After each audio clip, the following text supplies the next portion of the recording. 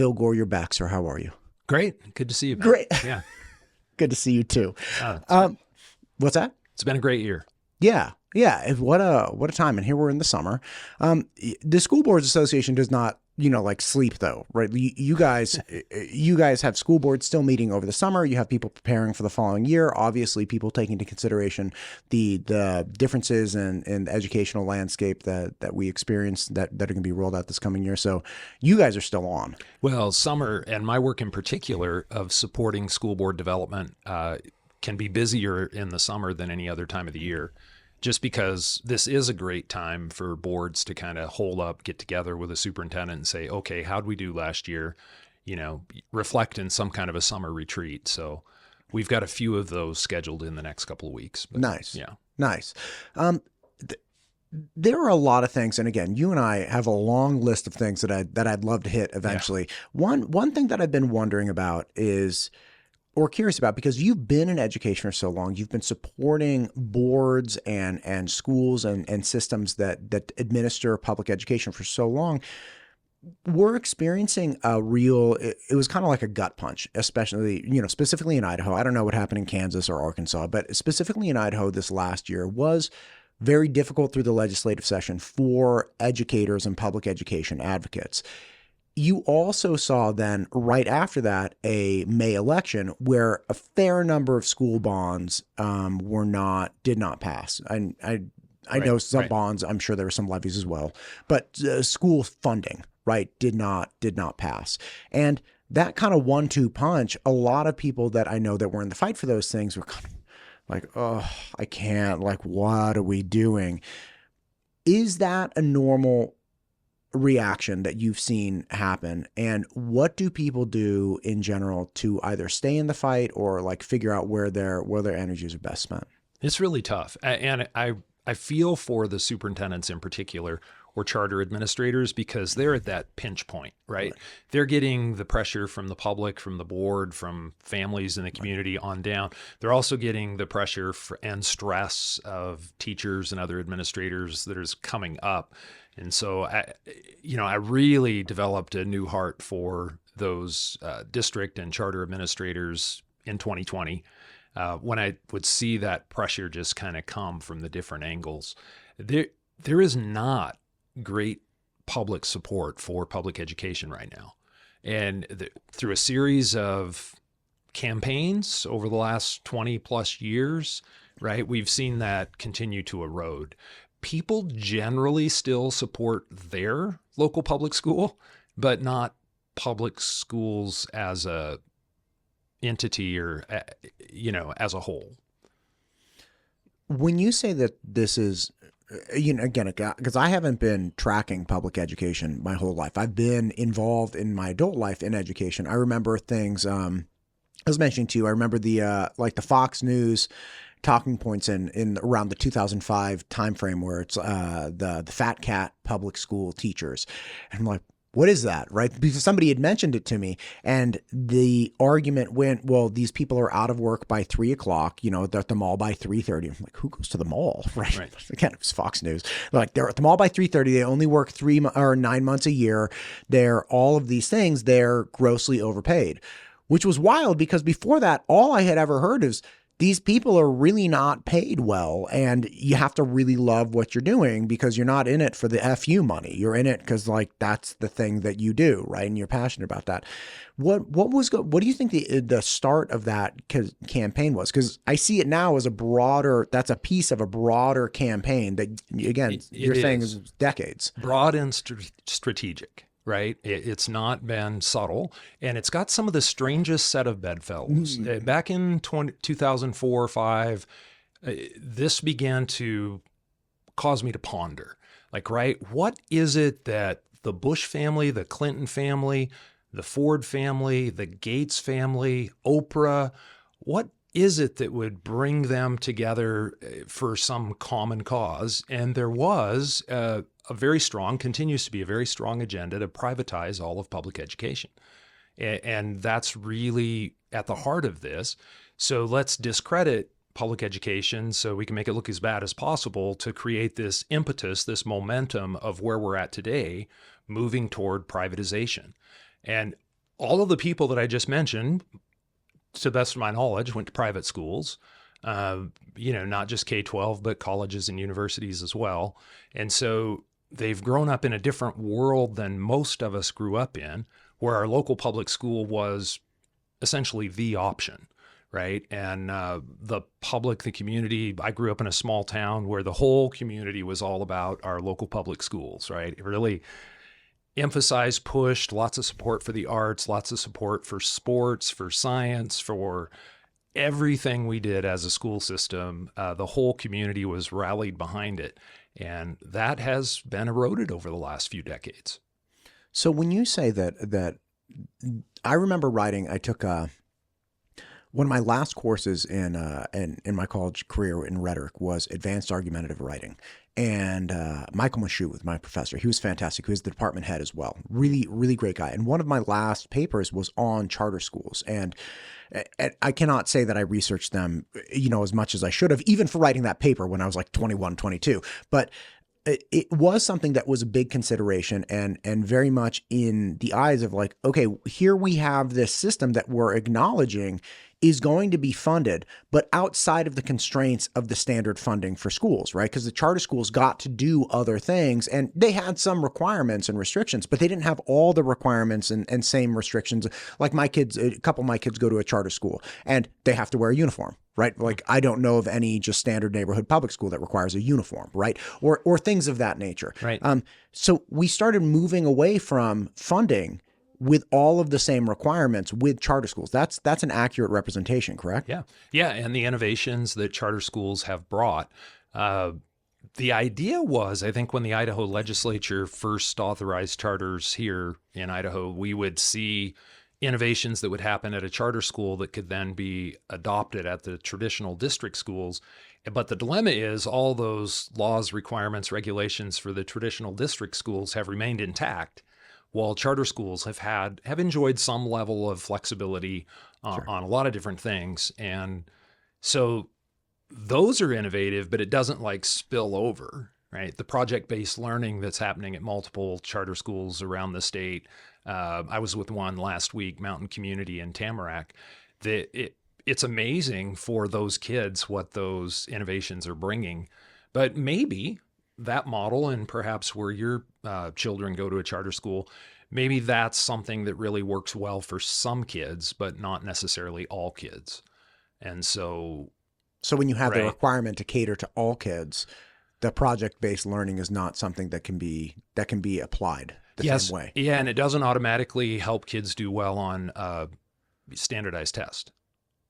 Right. Okay. So whether it's Waldorf or experiential learning or just, outdoor education, bringing the joy into learning that so many kids, especially from middle class and upper middle class families, want to know that their kids are having fun, like that they're developing that lifelong love for learning. If those students are getting reading and writing instruction at home or through tutors or some other means, they're going to thrive in a Waldorf type of an environment. But students that are maybe from lower socioeconomic status, maybe there's not a parent in the home or there's not frequently an adult in the home, they're not getting that enrichment type activity, when they're not at school. So they're struggling to read, they're struggling to do well in math, and those schools across the state of Idaho, and you can bear this out looking at a list of them, those kind of programs, like I say, they work really well for some kids, but not really well for all kids. That makes perfect sense. If I may ask, and you may not know, I spoke with a gal, Dr. Sally Brown, a couple weeks ago, and she's an early learning specialist. And she was saying that there was this large push, a curricular push from these large companies in the past towards a more feel-good learning style, right? For early reading. Like they had a lot of like book nooks and bean bags and like real story time, like take off your shoes and get comfy with a blanket and just snuggle in and read a book. And she said overwhelmingly, it was like, it doesn't the reading didn't work that way. And for somebody, what I'm wondering if there's a correlation is for the people that designed that, it's like, look, if you have the parent at home or if you have an adult in your life who's helping you with the nuts and bolts of like phonics and whatnot, then that next level of let me snuggle in with a blanket and like read this book and joyous me. But if you miss that fundamental piece, if you're not getting it home and that's not being taught at school, then you're never going to get to that like, oh, this is an enjoyable endeavor. Exactly. Got it. Okay, that makes perfect, because I've been wondering after her conversation, like, wait, why would people do that? That seems so dumb, but it presupposes the existence of somebody already doing the heavy lift. And the longer I live, Matt, the more convinced I am wisdom is in the balance. Wisdom is always in the balance. So it's not, can we have snuggle reading time and also maybe teach phonics and word recognition, sight recognition? Can we do both, and how do we do both? How do we do both in an environment that allows for that differentiation of instruction and experience for students, even within, a very diverse population class? Can we do that? What do you think? Can we do it? It's tough. It's tough. It's tough. It's so tough. If there's a teacher in a class, they're going to need to spend their time doing kind of one or the other. If there's a paraprofessional in the class with them or team teaching, right, you can segment and provide instruction in a way that students actually need and benefit from. But it's just tough. Yeah. Right. When you talked about the school you were at last week, charter school, project-based learning, Tamarack, talk to me. I've heard project-based learning a lot. And most of the times when people say project-based learning, they just let everybody else fill in the blank. They hear essentially project, and I think it's the antithesis to, teaching to a test, right? Where it's like you're going to learn these things and like that's all you need to, as opposed to like you're creating whatever it might be. I don't know. But the point is like, what does that actually mean in practice? What's project-based learning in practice? Well, and it's a great question because it means different things in different places. Okay, right? so I'm not going crazy. No, it does. And it can be the extent to which it's all about a project. And is it individual projects? Is it group projects? Or is it more free form type interaction where there's a lot of play incorporated? Like I know Mountain Community, they have a lot of creativity and play that's sort of built in to being able to discover a lot of outdoor and recreational education, if you will, where, very multifaceted. So that does vary across the state and across the country. What does project-based look like? It's again, there's an approach there that allows for the individualization, for the creativity, for the fun, for the joy that works for some kids and not others. People like you and me, we probably love some of that, but also need a little structure, right? So it depends on kind of the disposition and the inner way that a child's mind is thinking and wired for. And these would be almost impossible doing like a project-based learning versus standard I don't know what the standard curriculum is called, or like just, direct classroom instruction, essentially. These would be likely impossible to integrate simultaneously, like in parallel in the same room. Right? Like you couldn't have half the kids doing project-based learning. Like you got a class of 24 fifth graders. You're not doing 12 of them project-based learning and 12 of them direct instruction. Pretty difficult classrome management. Yeah, right. That's where I said like there'd have to be a paraprofessional in the room, somebody that you could break up those duties and shift to be able to do it in the same classroom. Gotcha. Right. As somebody who travels the country, have you seen large educational systems, not individual schools, but have you seen large educational systems really move the needle in any particular way? Because one of the things, going back to the initial kind of fatigue that I've expressed, I've seen people, share with me. I think there's a concern that it's like, well, there's no way for us to change this in a positive manner anyway, right? Like there's no room there, right? Or that's just an impossible lift. Have you seen examples throughout the United States in your travels of larger systems actually making a positive change or moving the needle at all? So I've worked with some of the largest school systems in the country, and what you see generally is pockets of excellence. Demographics, which is really tied to home support, feeder patterns, if you will. You know, in a school system with 150 to 200,000 students, generally there's a discussion of a feeder pattern where these students come from a neighborhood to a local elementary school to a specific junior high or middle school to a high school. So it's kind of the same kids moving along. They're not really integrated in the sense of, you know, coming from different parts of a huge city. And so what you get is a certain demographic of students that move through all the way from start to finish together, more homogenous, if you will, than like if you looked at the large school system as a whole. And I don't see school systems, large school systems, like really moving the needle for all kids.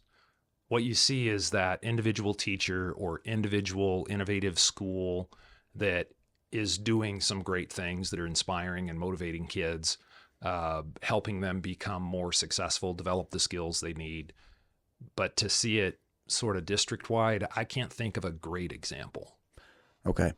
This is both really inspiring and depressing at the same time. Sure. But truthfully, I do not have rose-colored glasses on when I look at myself in the mirror. Like, I see a person who has, you know, limited skill sets, limited time, limited everything, right? And my response to that in my life has always been, okay, great. Like, you can't save a lot. You can barely save yourself, right? Like, you're not going to make a huge sweeping change to this gigantic bureaucratic system.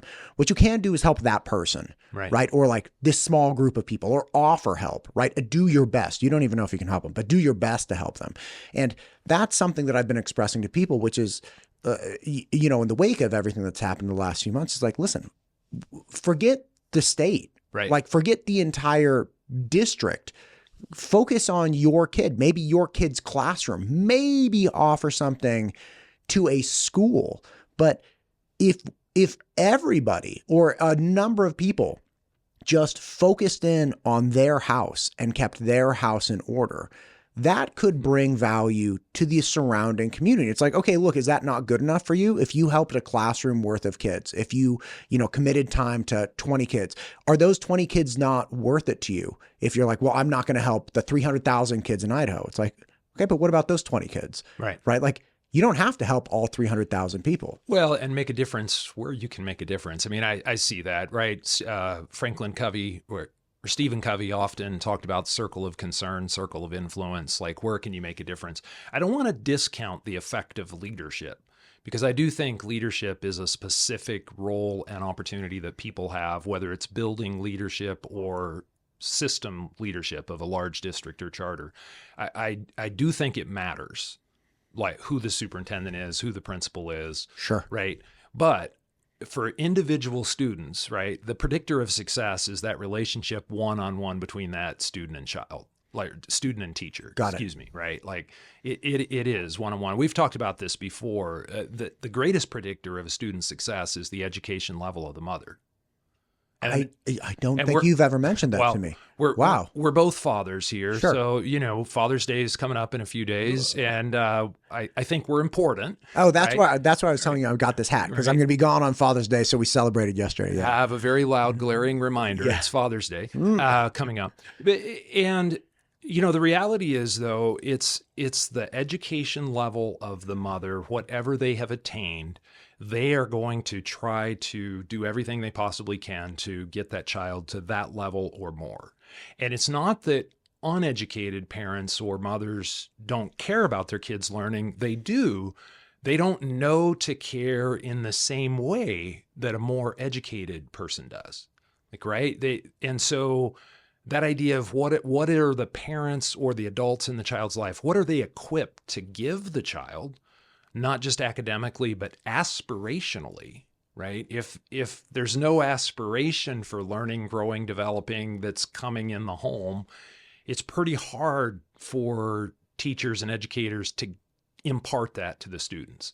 They can, and sometimes they do, and it's amazing stories, whether it's Homeless to Harvard or even our own Idaho-based educated There's some great stories out there of individuals who have beat all the odds.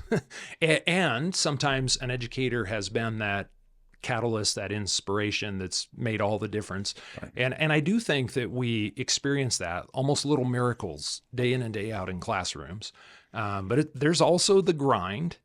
And I know, you're talking about fatigue. People in the system, they're tired of feeling beat up, underappreciated. I mean, if the public won't pass a bond, and we've got facilities all over the state of Idaho that I'm surprised some of them are not condemned. School facilities, kids are going to day in and day out. And there's the push-pull with everything because we don't really want asbestos checks, because if we do, then what? Like, what are we going to do about it, right? So all of the contaminants, all of the challenges, but so literally... Same thing with radon. Yeah, same thing with radon, right? Second leading cause of lung cancer in the U.S. And they won't do radon checks. And for instance, I think it's one of the local school districts here, that if you have an individual private citizen who comes in and does their own radon, then they will engage in some kind of radon mitigation. Yeah. But they will not check themselves. Yeah, because where's the money to mitigate it? Right? And radon mitigation isn't overwhelmingly expensive. Now, depending on the size of the facility and the extent of the problem, that's something that we should all be checking, especially if, your home or your building is on rock, right? Then there is radon in there. It's just a matter of how much and what extent. And yeah. You know what we should do? Little side project, little something for you and me. We should put together a nonprofit that only supplies and helps administer radon tests in public schools in Idaho. Through the state. We get funding from somewhere. People get behind this. We're going to try to save the kids from radon. And you and you're the executive director. I'm the secretary, right? In all your free time. And we just go hand out radon tests and help private citizens administer. That'd be fantastic. I'm sure a lot of people would not be happy with us, but you can't argue against it. Yeah. I mean, there are so many things like that. At least radon is naturally occurring. Yeah. Right. Right. I mean, it's not something that mankind has caused. Right. And so, yeah, but it should be something that all of us as citizens are aware of, paying attention to and concerned about. Yeah, that would be interesting. That would be something. One of the millions of things that would be worthwhile. And I think about that too, what's the best use of our time? Literally day in and day out, what's the best use of my time? Who can I help where? What will that maximum impact look like? And I'm a huge fan of strategic planning as a result. I know that's way off topic here, but huge fan of strategic planning because I've seen firsthand how it can move the needle. Okay, but improve it. Yeah. Tell me everything about this thing. Because your question of how do we spend our time? Yeah. That's what's driving people to at least people that I'm close with, to pour so much of themselves into education, the education system. And they're coming out of it with this feeling like there's no ROI here. There's no this is, and they're determining this is the wrong place to be spending my time. So your central question is a question I ask myself if I knew a better way to help people understand Idaho, I would do it. This is the best way I know how to do that, because I think if people don't actually understand leaders like you and leaders like any number of people that I had the director of the Office of Corrections in here last week. It was on Friday. Bree Derrick, the director. Yeah. It was an incredible conversation. It was an incredible conversation talking to somebody in charge of the entire corrections system in the state of Idaho. I would never in a million years, as a random citizen, be able to sit down with Bree Derrick for an hour and talk to her about the nature of their strategy, the nature of their systems, what they're trying to do, how they're trying to save taxpayer dollars by reducing recidivism, all of these things. So for me, as an average person, I'd never understand that. So whatever perception I had of the Department of Corrections would be an inherently flawed and filtered image, because I would never know. I would never be connected to this person. So for all it's of us. Right. And that's bad because the Department of Corrections is obviously instrumental to the state of Idaho in a number of different ways. Okay. They have, I think, roughly 10,000 incarcerated people in the system right now. And I was chatting with Bree about this. In another 10 years, you're going to have another 10,000 people. In another 10 years, you'll have another. So over a 20 or 30 year time frame, you have have like 25 to 40,000 people that have gone through. Now, if they're not doing something to make sure the vast majority of those people do not come back into the system, essentially, we just have this like exponentially growing Department of Corrections. We have a revolving door of people that have not been rehabilitated or provided with a mechanism to support themselves and contribute to society in an acceptable way. Those people are constantly going out into our communities and then getting back incarcerated. Like, it's this whole big train wreck. So it's like, okay, how do we make sure that the vast majority or the bulk of people that are incarcerated now don't come back when they get out? Because we know we're going to keep having crime and keep having people sentenced, and we just don't want repeat offenders, right? Right. And like, if I knew a better way to understand it myself and then share that understanding, I'd do that. But this is the only way I know how to do it. So like, best spending our time. Yeah. Well, strategic planning. What does that mean? Well, hopefully you and Bree also talked about how education is such a key critical component of reducing the likelihood of incarceration and Yes. recidivism. Yes. And what's interesting is when we say adult education, people go to, you're teaching a man how to fish. Yeah, that's right. Right. That's right. If you have an adult who can't read, he can't write, he can't do any number of things, you have to give him skill sets. And that could be trades. They have tradesmen that go in and work on it. They have like all kinds of things. So like you can work, it's great, right? Or you have people that are literally getting degrees and going the academic route, right? Like you have all kinds of different things. But when we think, and that's adult education, but when we think of childhood education, all of a sudden people are like, oh, DEI, they're grooming. There's like, okay, these are okay. Can we acknowledge that the starting of learning how to fish, you can teach the 40-year-old who's behind bars how to fish. Right. Can we also just try to teach the 10-year-old? It's like before he ends up as the 40-year-old, right? Exactly. But that education is a different thing when you say, adult education versus childhood education. Right. Yeah. So strategic planning, right? Okay. There are two pieces of ancient wisdom that people have heard. One of them they've all heard: without a vision, the people perish. Right.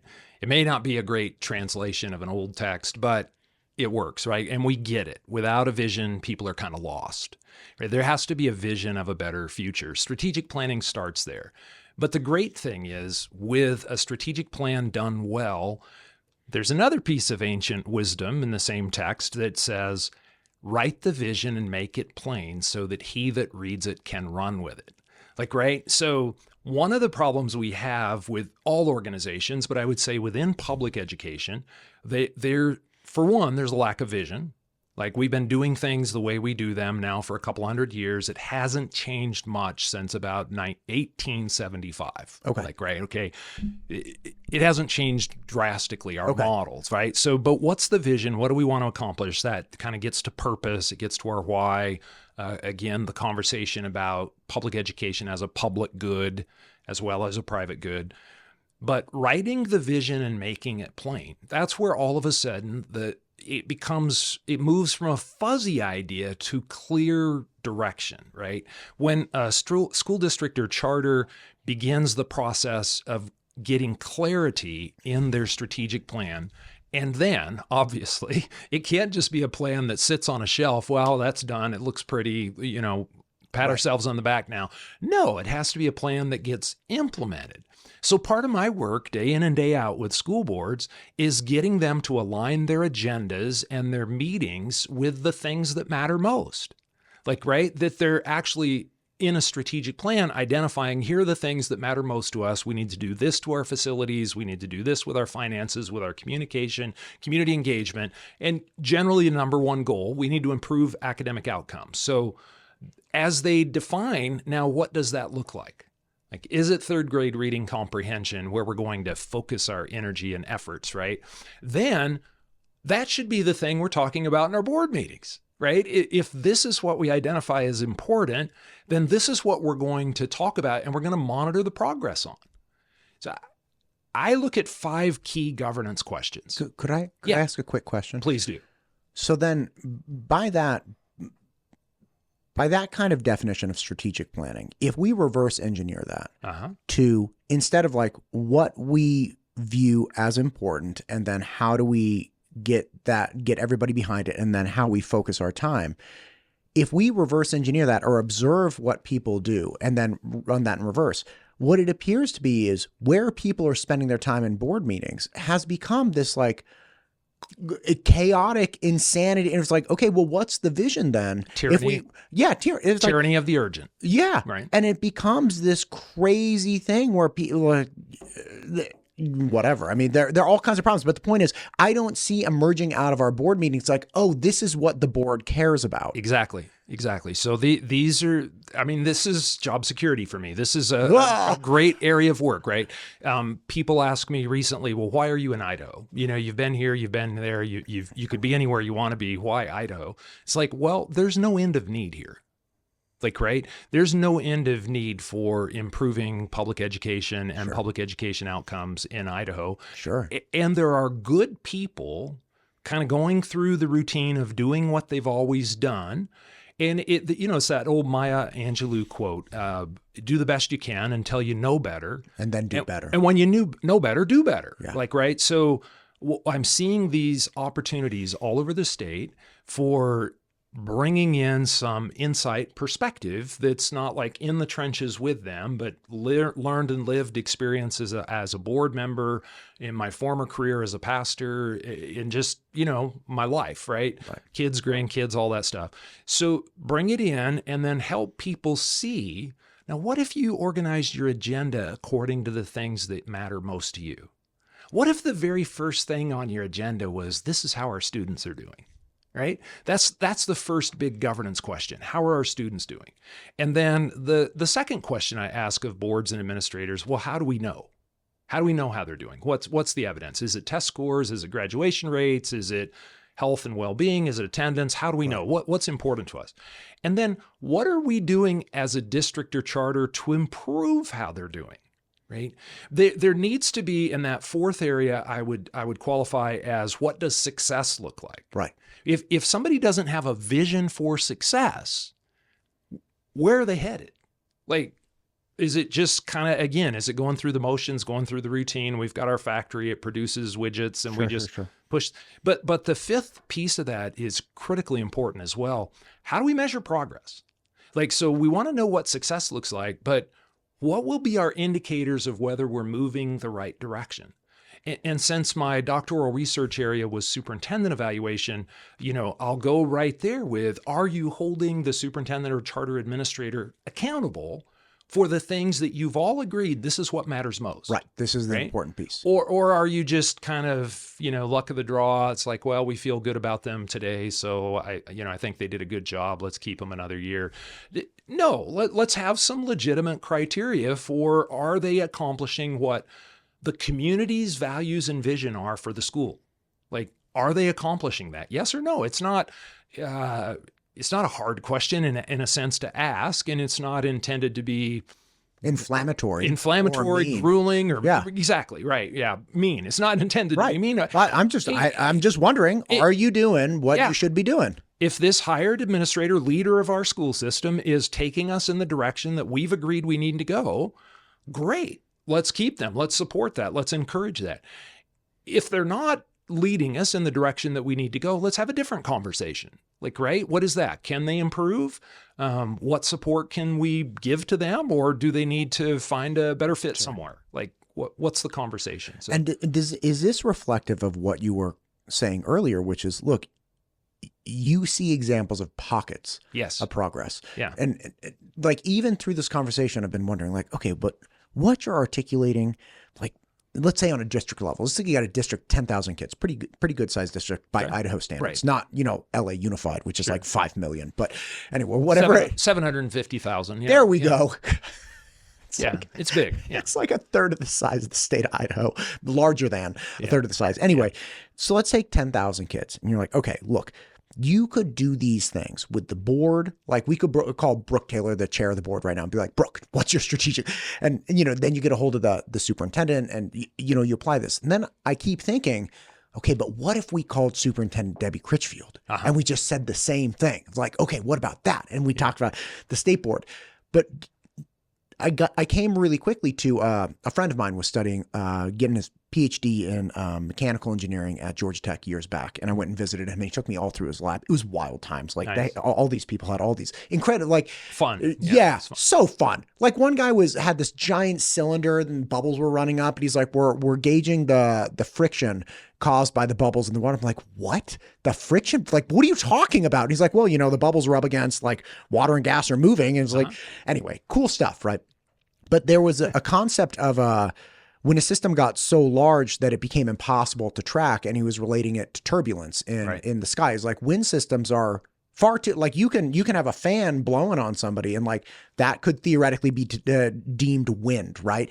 But once you go into the sky with the jet stream, like you're not tracking with any kind of high probability of accuracy what the wind system's doing, because it's too large and it's too turbulent. What you can do is address your tiny little system. Yeah, you That's it. approximate it. Right. Yeah. So is that kind of because when you talk about this, it's like, great, let's take what Phil's saying and let's get it to the people and it's like, no, it doesn't work because it's too big. Like the system gets too chaotic and there are too many variables. And yes and no. What you're really getting to is the degree of specificity, right? So Debbie Critchfield, the State Board of Education, Governor Little, they could and should have this master plan that's high level. It's visionary. It's not the level of specificity, right, that you would have in a local school building or a local classroom, right? That the specificity comes at that local level, the one-on-one with a child. Okay, they're at 34% here proficiency on their way to 100, and so how much gain could she or he get this year, right? That's where the specificity comes. The big system has to think in big system ways.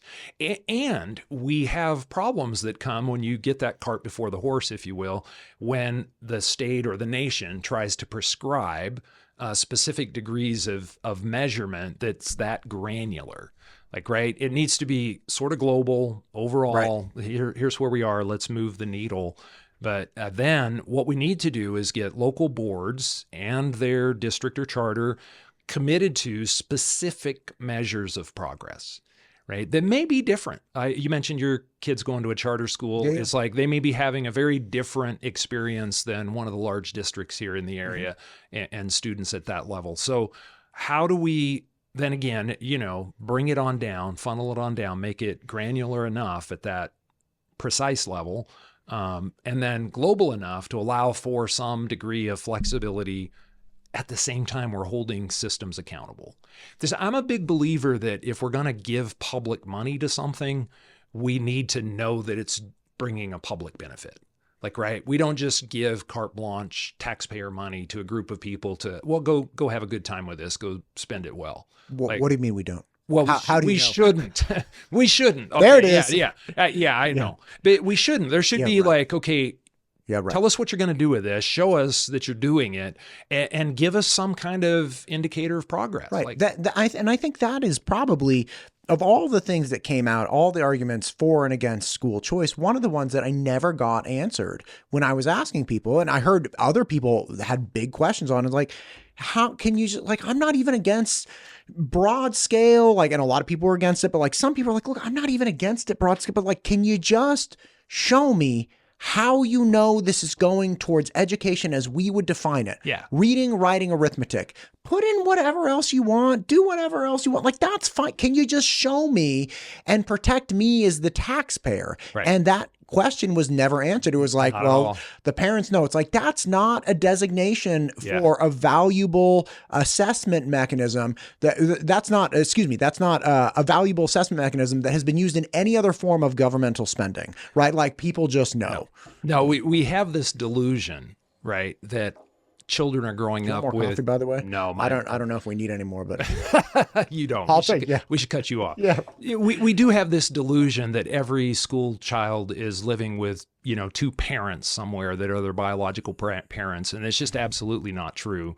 And it may be more probable in certain areas of the state, but it's not true across the board, right? Sure. It varies greatly from one location to the next, whether the children are living with grandparents.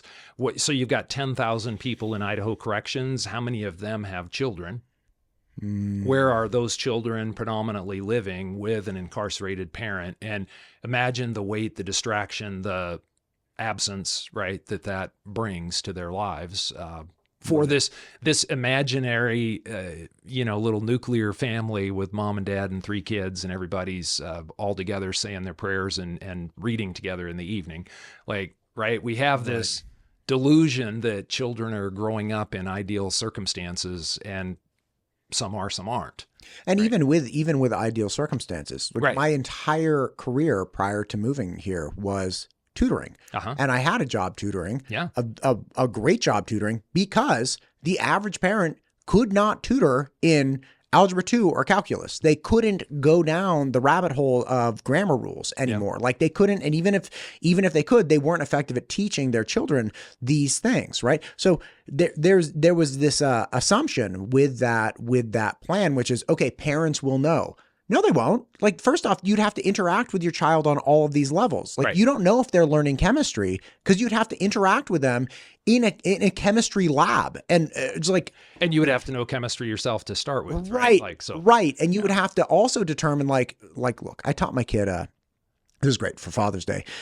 They got me a temperature, do you remember hypercolor shirts? How they change color when they got heated? Like a mood ring. Yeah, exactly. They got me a black Rubik's Cube that only lights up when it gets hot. So you have to touch it and have your hands on it, and then the colors start coming out, and it's this black cube. They got it to me because I taught my 5th grader how to do the Rubik's Cube. He was like super into it. So we got the pyramid, we got the 2x2, 3x3, 4x4. Yeah. Like, I like those things. That, to me, and the reason I learned how to do that is because when I was 14, I was like, bro, I bet if I know how to do this, chicks would dig me.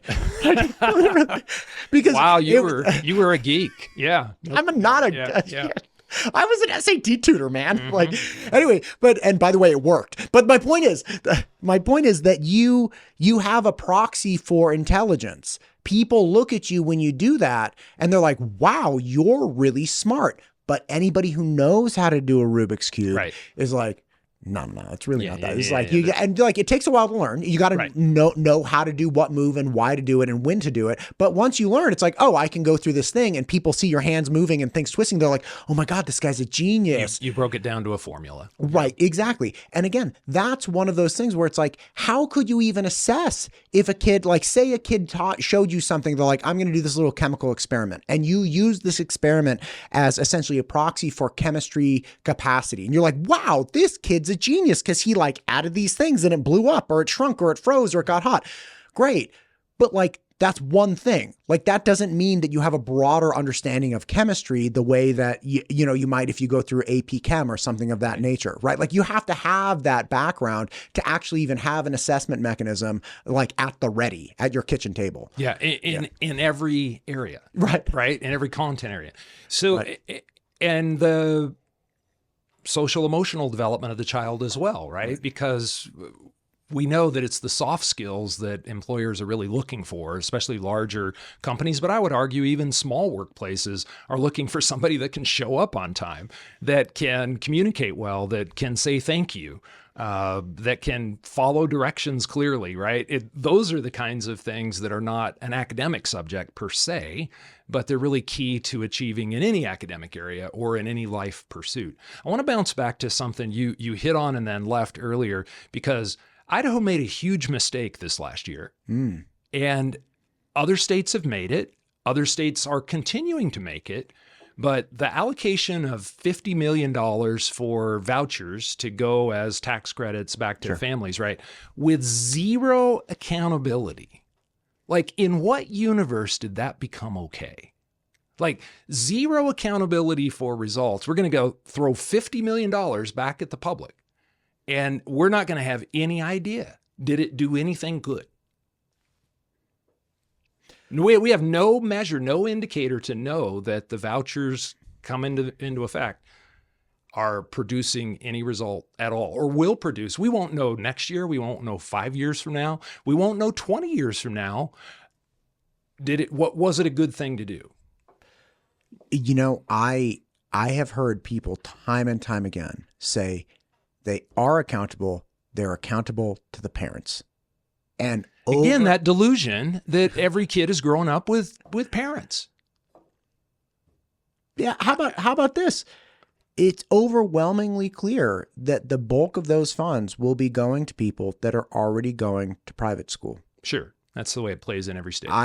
I talked to many lawmakers who I absolutely will not name who voted for this, and they knew it was a throwaway to literally people already going to private schools. Sure, They knew it wouldn't do anything for people in rural Idaho. They knew it wouldn't. They knew that it wouldn't equate to, or they knew at the very least they had no way of actually knowing if it equated to an academic difference. It's a tax break for affluent families and a tax break for a few others. Right. And it's also just, if you really wanted to utilize it as a way to change, let's say you really believed that private schools somehow, there was some metric that showed you like, okay, this is superior. First, okay, let's see that metric. Right. Let's see it. Let's feel it. And then let's apply it broadly. And by the way, 50 million, if you really believe this thing works, then like 50 million isn't enough, because then all the other kids get left behind too, right? Like the kids that are just going to the public school. Yeah. Again, though, but if you and I were sitting here, we're going to design an experiment. We're going to say, okay, we're going to give money over here, and we're going to see what was the result. How will the state of Idaho know whether or not the $50 million was well used? What will be the indicators of success? Like, I didn't even hear that conversation happening this last year. How will we know at the end of whatever period, 2 years, 3 years, 5 years, whether this was successful or not? Did I tell you I had this conversation, and the conversation on air, and it was like an hour-long bloodbath. And at the end of it, I was like, I can't publish that. Oh, wow. Because my question came back to with this individual, how do we, like, you're going to take my money under threat of imprisonment, which is fine. I'll give it to you. But let's be clear. If I don't pay you my tax dollars, at some point, somebody shows up and arrests me. Okay. So like under threat of imprisonment, I'm going to pay you. I'll give it to you voluntarily. How do I know that it's going to education? And it went round and round and round. And I was like, I can't. That's not a good idea. They didn't want to take the time to think deeply enough about it. It was a political wave. The president put his thumb on the scale. It was all over, right? The governor just totally caved in to the president's thumb on the scale and said, okay, you got it. No strings attached. Not going to send this back to the legislature to put some measurements on it. Like, I don't get it. I mean, I would love to have a nice piece of property and put in a private road and have the government help pay for my private road. So, but they're not going to do that. So private schools can provide public good, and they do. Sure. Right? We have a lot of very successful billionaires in our country that all went to private school, and they've added to the value of our economy and so forth. But let's figure out what that is. How do we measure it? And if we're going to fund it, let's fund it. Like, I got no qualms with the government funding private schools if the private schools are producing public benefit. Right.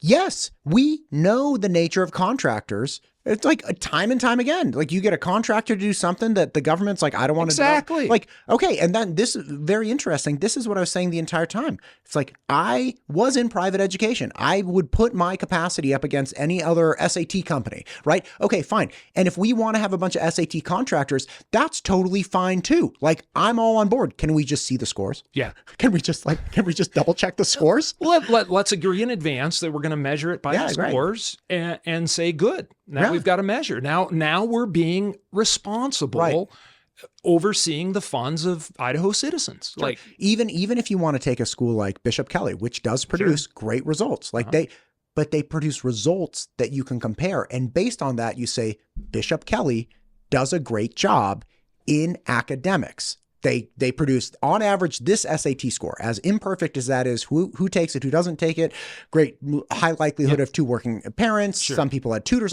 whatever. There is a metric. And then you could say, okay, can we reproduce Bishop Kelly at this cost? Like, that's when the bean counters come in. They're like, okay, what would be the cost of implementing this? Even if you take out the fact that there are different regulations and restrictions.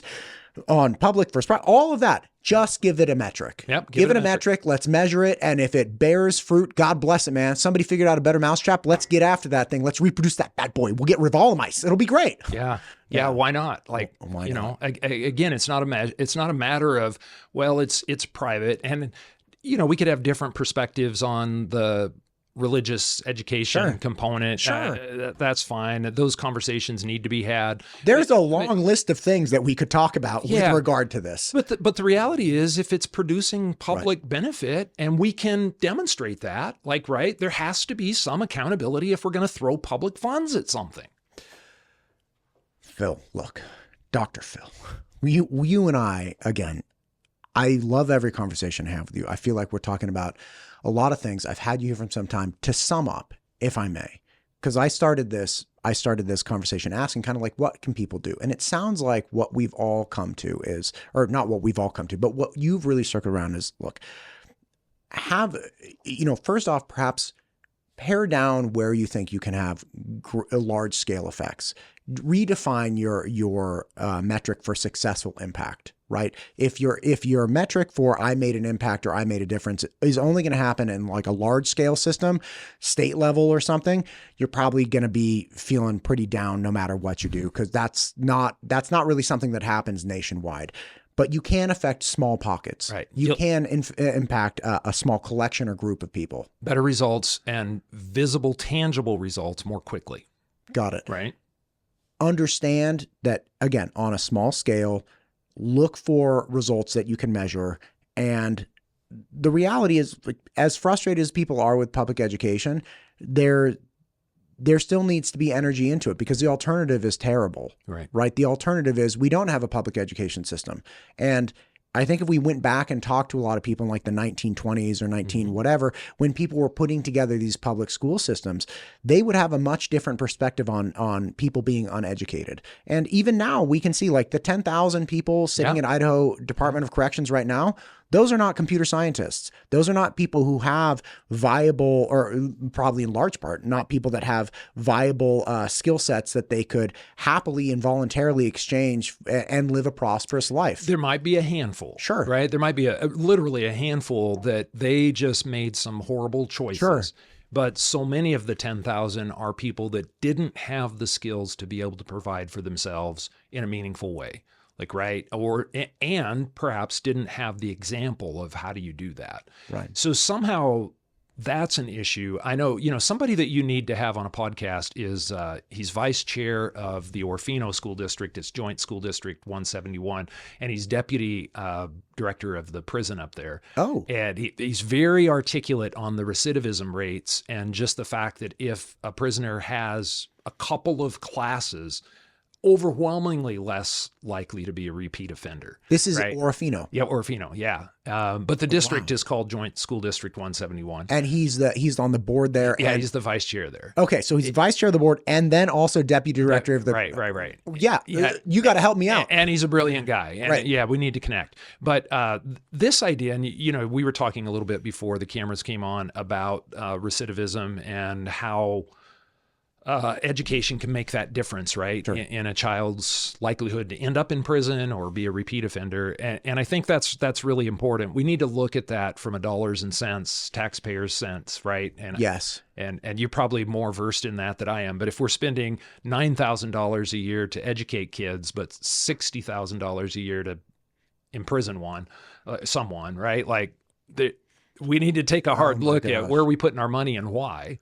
Oh, right? I could not agree with you more. As whatever level of human suffering and difficulty that we have to acknowledge within the correction system, it's a financial obligation that we figure out a way to minimize that number. Like whatever we have to do to go from 10,000 people incarcerated to 9 to 8,000, whatever we have to do, because one person, $60,000 times that by 1,000. What is that? 600 million or is it 60 million? It's some astronomical number. It's a whole lot. It's a gigantic number, right?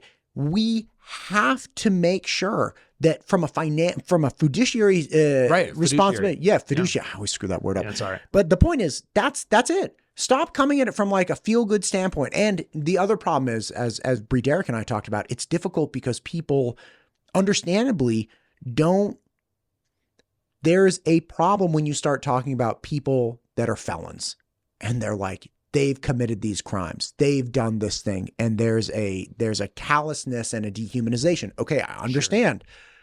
But do you want them to be your financial responsibility the rest of their life? Or do you want burden? Yeah.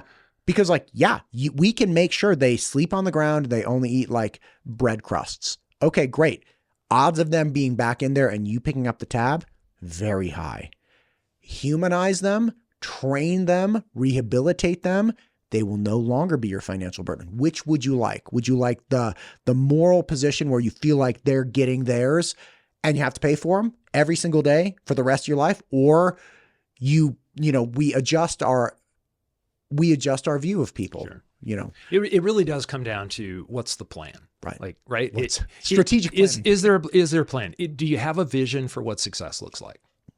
In all of these issues, can we as a public have the conversation for a vision for success that's not just reactionary, it's not only punitive, it's not only, throw money at it, but it's, we have a clear plan. It's written so that people can read the vision and run with it. Like, we write it down, we make it plain, get different actors within the system across the state involved. We've got school board elections coming up. The deadline to file is September 5th. And, for a lot of people at the local level, and again, charter schools, it's a different process, but if you want to make a difference, join your local school board. Get involved, pay attention, read your material, be aware of what's happening and how to contribute meaningfully.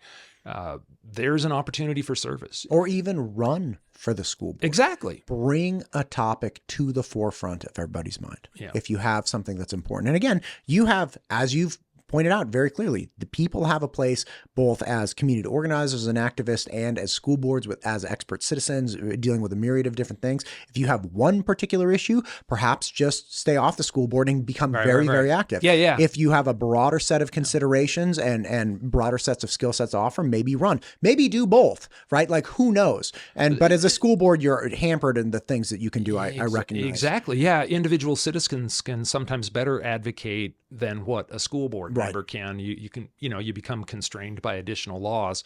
And so if it's just a single issue, there's a lot of wisdom in what you said. If it's just a single issue you're passionate about, advocate. Just keep coming back, figure out the way to make it happen, right? But if it's the broader set of issues within the community and with public education, run for the school board. Don't be just a part of the problem, be a part of the solution, right? God bless it.